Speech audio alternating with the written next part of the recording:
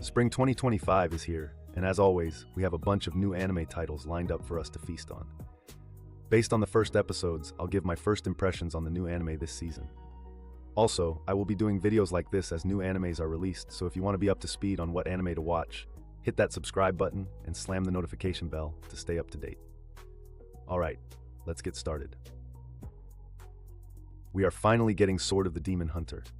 Two siblings, Jinta and Suzune, who look like a demon, got adopted into Kono village by the protector of the Shrine Princess and her sacred sword.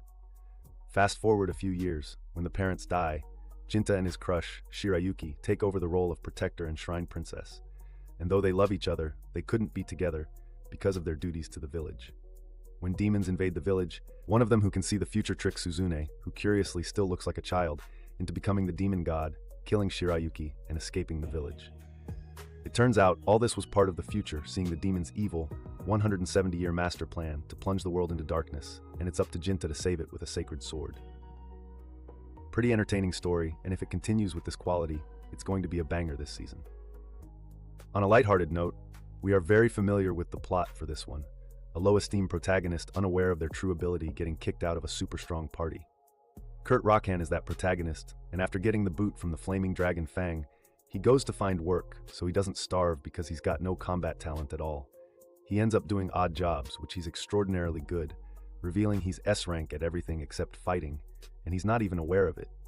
It's the typical doofus who's unaware that the simple things he does are extraordinary to other folks.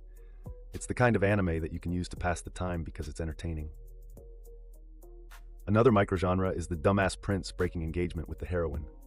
In The Two Perfect Saint, tossed aside by my fiancé and sold to another kingdom, each kingdom has saints, powerful women who vanquish monsters and cleanse the land. Philia, the greatest saint ever, has one problem. Everyone, including the people of Gertonia, her family, and the second prince to whom she's engaged, doesn't like her because she's just too perfect, and she doesn't smile. Everyone except her sister Mia, a bundle of smiles and charm, is loved by everyone. So the second prince, threatened by the perfection of his fiancée, breaks off the engagement and sells her to the neighboring kingdom with the permission of her jerk of a parent, and plans to marry Mia instead. Shocked by the news, Philia embarks on a journey to her new home, where was grandly welcomed by this hunk of a prince and his bright smile that even confuses Philia. Definitely watching this one, just to witness the downfall of that dumbass prince. Witch apprentice Meg Raspberry stepped into her 17th birthday with the worst news she would ever hear from her mistress, Faust, the Eternal Witch. She's gonna die in 1 year. And why? Because she has a curse, they will age her up really fast, and she dies in 1 month after her 18th birthday. We don't know why she has this curse, but the only way she comes out of it is if she collects magic stones made from tears of joy from others, which has to be taken to stop her from dying. The first episode is lighthearted and endearing for such a dark framing. Meg is whimsical and quirky, making her an enjoyable character to watch. Also, there are a lot of questions about her curse. Is it made up or is it real? Is it a test by her mistress? Why is her mistress called the Eternal Witch? Did she overcome the curse herself? It makes for an exciting anime to watch out for this season. Catch Me at the Ballpark is the type of anime with random events revolving around a wide range of oddly interesting characters with their different quirks, like the low-esteemed salaryman getting teased by the naughty yet shy Jaru girl. I already love the interaction between these two characters, and if these anime give them more screen time, it'll get me hooked. I can't call it a slice of life, a sports anime, or a workplace anime, but it is amusingly entertaining. If you love baseball, beers, and cute anime girls cheering you on, you're gonna love this one. A top-of-the-class, popular girl and a bottom-rung, low-esteemed boy. What can go wrong? You can get falsely accused of SA, and all that can be wiped away if the boy, Shirota, agrees to become a slave to the girl, Takamine. This is only possible because Takamine can reverse time when she takes off a piece of underwear, and Shirota is the only one who retains memories from the erased timeline, because he saw a pair of tits. Nope, this story is terrible. The characters, especially Takamine, are unlikable, and the animation quality is also terrible. This anime has its audiences, and it could be great for them.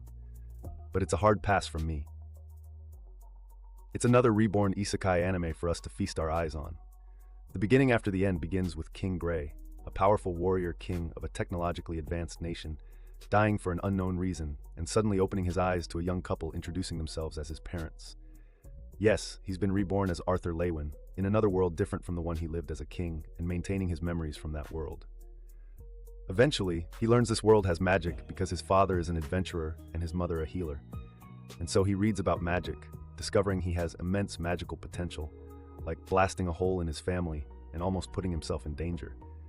But that's not all he learns.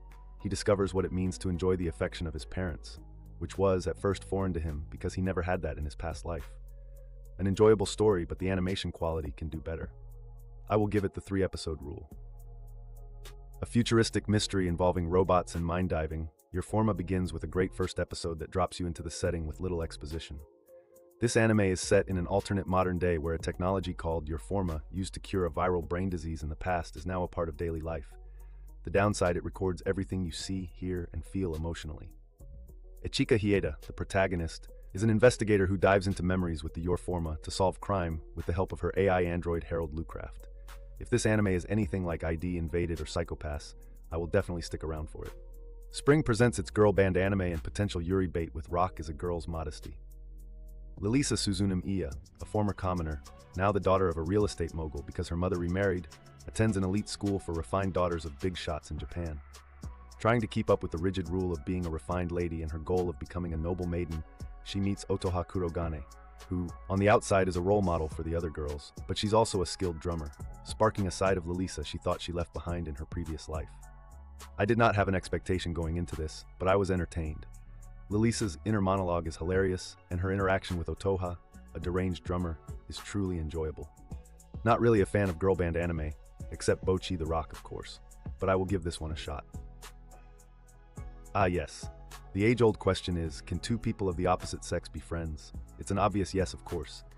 But this next anime seems to have something else in mind. Yu Natsume and Himari Inuzuka are best friends. Natsume loves everything flowers and makes ornaments out of them. Himari supports him and promises to do so forever. They have a lovely friendship that anyone would want.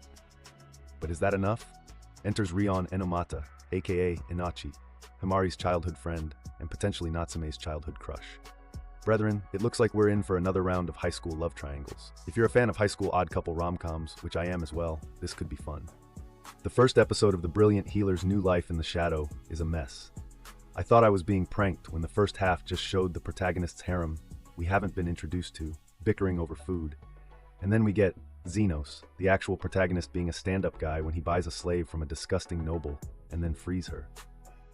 You see, at some point I thought I missed an episode, so I checked it out, and it turns out it is not a joke. This first episode is supposed to take place sometime later in the story, and we get the beginning in the next episodes. I don't know what the producers were thinking, but it was poorly executed.